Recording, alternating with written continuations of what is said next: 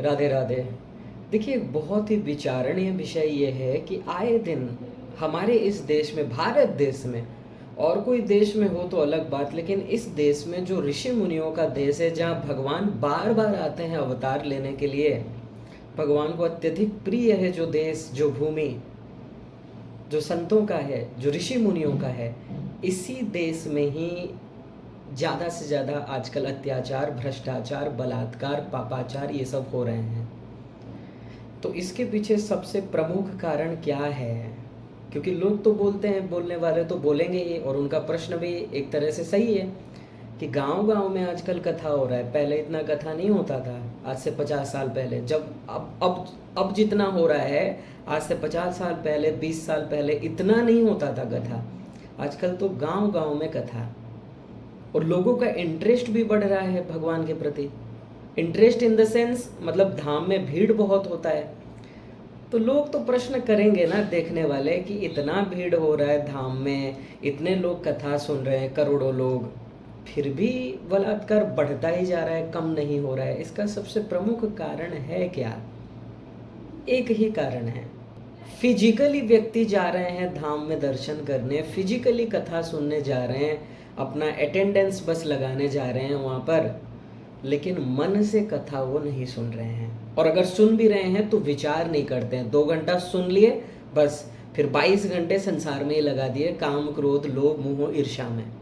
तो 2 घंटे 3 घंटे आप कथा सुनोगे, 20-21 घंटे आप संसार में लगाओगे, तो कहाँ अच्छे संस्कार आएंगे, अच्छे विचार आएंगे? बताइए। भ्रष्टाचार, पापाचार ये होता क्यों है? जिनके विचार अशुद्ध होते हैं। विचार अशुद्ध कब होगा? जब कुसंग होगा, जब उसका संग अच्छा नहीं होगा। अगर संग अच्छा होगा तो वो गलत काम नहीं करेगा। अगर संग अच्छा नहीं है, गलत लोगों का संग है, और आजकल तो देखिए कुसंग, सबसे बड़ा कुसंग मोबाइल ही है, सोशल मीडिया ही है, सबसे बड़ा कुसंग। तो यही सब कारण है। व्यक्ति कथा तो सुन रहे हैं, भगवान का नाम मुख से ले रहे हैं, हृदय से नहीं ले रहे, मन से नहीं ले रहे हैं, ओनली बस रट रहे हैं नाम को।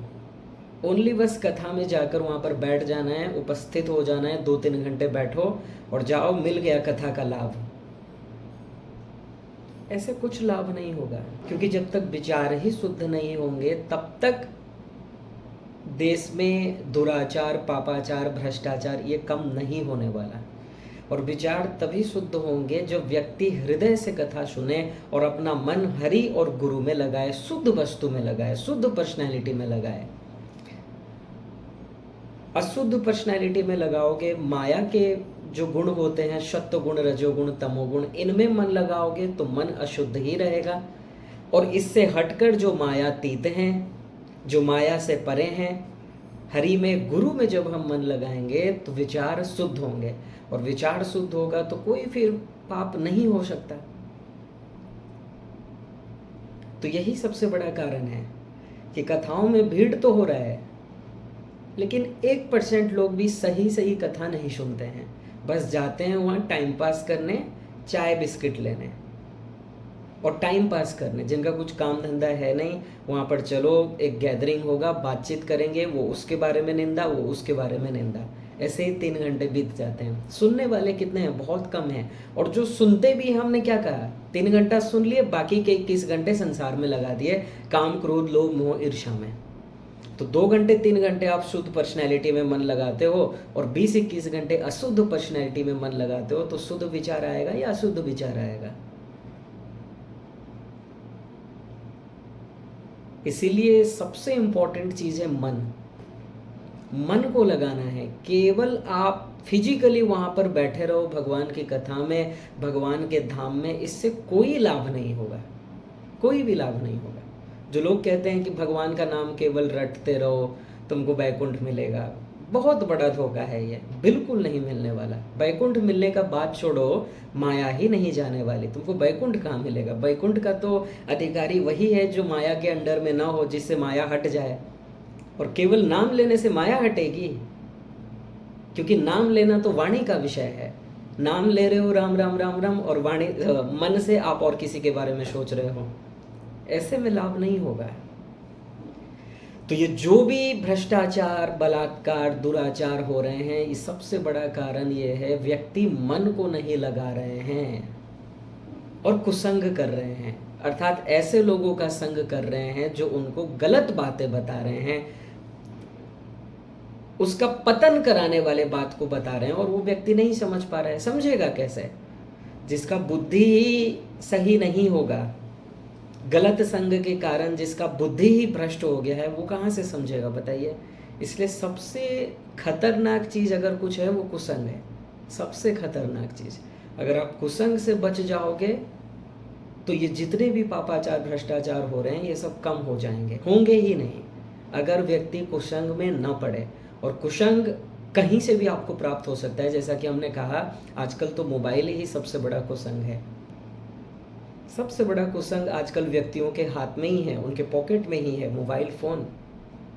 और आजकल ये समाज ऐसा है, जिसको देखो दिन रात 24 घंटे मोबाइल पकड़े रहते हैं। कोई फेसबुक चला रहा है, कोई इंस्टाग्राम चला रहा है, वहाँ कैसे कैसे सीन देखते हैं।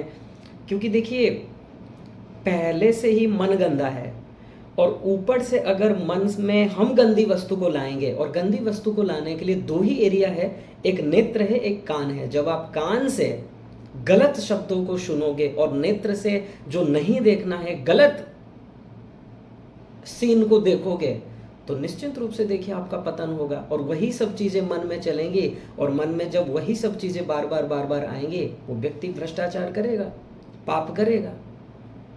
इसलिए सबसे इम्पोर्टेंट चीज़ें, अगर इस देश को करप्शन से मुक्त करवाना है, कुसंग से बचना होगा। कुसंग से अगर हम नहीं बचते हैं, तब देखिए कल्याण नहीं होने वाला है। कुसंग से बचना ही होगा और अपने मन को भगवान में लगाना होगा। केवल कथा में बैठ जाना जाके, इससे कोई लाभ नहीं होने वाला है। कुसंग से बचो और ज़्यादा से ज़्यादा सत्संग करो, क्योंकि देखिए मन में गंदी चीज़ें पहले आ जाएंगी, जल्दी आएंगी। अच्छी चीज़ें जल्दी नहीं आएंगी, गंदी चीज़ें इसलिए जल्दी आएंगी क्योंकि मन गंदा है। अनंत जन्मों से अनंत पाप विषय भोग के कारण ये मन मलिन विचारों का, मतलब अशुभ विचार, अशुद्ध विचार ही केवल आते हैं। इसको शुद्ध करने के लिए तो मेहनत करना पड़ेगा। इसलिए ज़्यादा से ज़्यादा जो व्यक्ति अपने मन को भगवान में लगाए, वही बच सकता है। अन्यथा कलयुग का प्रभाव है, कलयुग में तो आगे और दुराचार, भ्रष्टाचार बढ़ने लगेंगे। इसे कोई नहीं रोक सकता। रोक आप तभी सकते हो अगर आप सत्संग करो, अपने मन को हरि गुरु में लगाओ। बस एक ही जरिया है, और कोई ऑप्शन है ही नहीं, कोई ऑप्शन नहीं है। देखिए, कोई गलती करेगा, आप उसको दंड दे दोगे, इससे उसका अंतःकरण तो शुद्ध नहीं होगा ना। जैसे जेल में कोई लोग जाते हैं, वहीं पर प्लानिंग करते हैं, फिर नेक्स्ट चोरी कैसे करेंगे जैसे यहाँ से निकलेंगे। तो दंड दे देना, इससे क्या फायदा होगा बताइए? क्या लाभ होगा इससे? लाभ तो तभी होगा जब विचार शुद्ध हो, उसका मन परिवर्तन किया जाए। और मन परिवर्तन करने का सामर्थ्य केवल सत्संग में है। आजकल तो लोगों के मन में डर नहीं है, इसलिए तो इतने सब पाप हो रहे हैं। इसलिए किसी को दंड दे देना एक तरह से ठीक है कि बाकी के लोग डरेंगे और अपराध नहीं करेंगे, लेकिन हमारा जो ये देश का न्याय व्यवस्था है इतना भी स्ट्रांग नहीं है, इसलिए लोगों के मन में डर भी नहीं है। लेकिन मेन उद्देश्य होना चाहिए कि लोगों का मन ही शुद्ध हो जाए, ये सब चीज़ें आए ही नहीं उनके मन में, गलत काम। ये तभी संभव होगा जब वो बार बार प्रतिक्षण आवृत रसकृतोपदेशा, तत्व ज्ञान का बार बार श्रवण करें। अगर बार बार श्रवण करोगे, बार बार मन में पॉजिटिव चीज़ों को लाओगे, शुद्ध वस्तु को लाओगे, तो मन शुद्ध होगा, मन में गलत ख्याल आएगा ही नहीं। और यही उसका उपाय होगा, क्योंकि डर से आप कितना दिन कंट्रोल कर सकोगे बताइए? कई लोग तो ऐसे भी हैं, वो बोलते हैं हमारा जान जाए पचे जाए, हम ये करके ही रहेंगे गलत काम। ऐसे भी लोग हैं। क्यों ऐसे बोलते हैं? क्योंकि संस्कार अच्छा नहीं है, मन एकदम पाप युक्त है, मलिन है। तो ये सब तभी सही हो पाएगा यदि वो व्यक्ति अपने मन को अच्छी वस्तु में लगाएगा और बार बार लगाएगा। ऐसा नहीं 1 घंटा 2 घंटा तो कर लिया, बाकी के 22 घंटे कुसंग। कोई लाभ नहीं होने वाला है इससे। एक क्षण का कुसंग व्यक्ति का पतन कर सकता है। स्पष्ट उदाहरण है श्रीमद् भागवत महापुराण में अजामिल की कथा। श्रीमद् भागवत महापुराण के 6ठ स्कंद में ही यह कथा है। एक क्षण का कुसंग, अजामिल का पतन हो गया, जो जितेंद्रिय थे, विद्वान थे, वेद शास्त्रों के ज्ञाता थे, धर्मात्मा थे, और एक क्षण के कुसंग ने चौपट कर दिया।